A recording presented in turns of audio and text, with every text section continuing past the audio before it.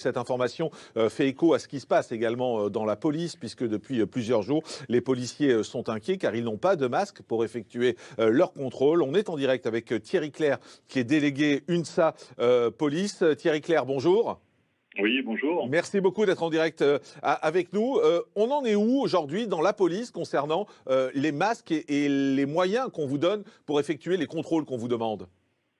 Bah, écoutez, on n'avance pas, je dirais non seulement on n'avance pas, mais je dirais on recule, puisque nous avons une quantité de masques FFP2 qui ont été retirés des dotations.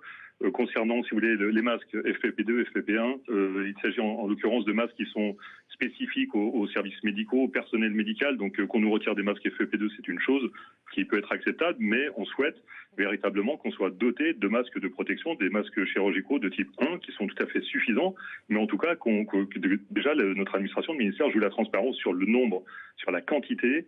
Qu'est-ce qu'on peut vous donner aujourd'hui? Et nous, on souhaite véritablement que ces masques qui ont été retirés de nos dotations soient pourvus en remplacement par des masques de type FFP1. On ne peut pas envoyer des policiers et des gendarmes. Vous parlez de cette malheureuse nouvelle de ce matin, décès auquel, bien sûr, on s'associe.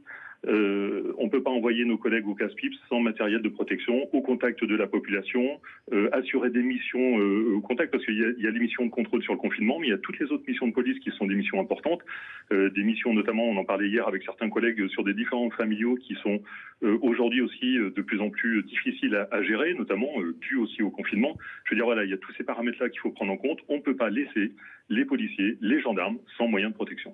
Thierry Clerc, délégué syndical UNSA Police, pour être très clair, ce que vous nous dites, c'est que dans un premier temps, on vous a donné ces masques FFP2 et on les a retirés? Il y a eu un retrait de masques FFP2 dans des services de police qui en ont été dotés.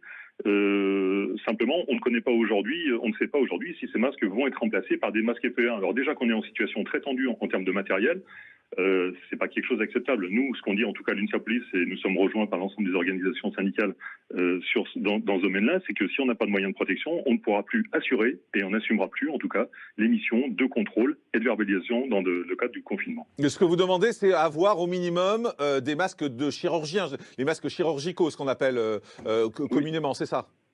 Voilà, ce sont des masques type FFP1 qui sont reconnus comme étant protecteurs. Il y a aussi d'autres possibilités de protection, notamment des plexiglas. Ce sont des choses qui sont peu onéreuses, que l'on peut installer sur les bandes d'accueil dans l'ensemble des services de police.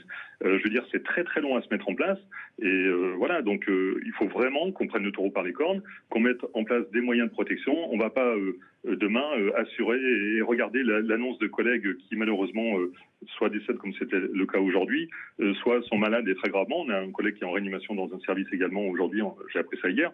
Donc voilà, la police est victime du Covid-19 comme l'ensemble de la population, je dirais. Il nous faut des moyens de protection. Dans la rue, écoutez, je crois que la plupart des gens qu'on croise, en tout cas, sont équipés de masques. On ne voit pas pourquoi le ministère de l'Intérieur ne pourrait pas équiper ses forces de police aujourd'hui. Mais juste, Thierry Clerc, vous êtes un syndicat représentatif chez les policiers, donc vous avez un contact avec le ministère de l'Intérieur. Que vous répond le ministère de l'Intérieur? Écoutez, aujourd'hui, on devrait avoir une réunion en visioconférence cet après-midi. En tout cas, nous, on va réinterpeller en tout cas notre administration centrale à ce niveau-là.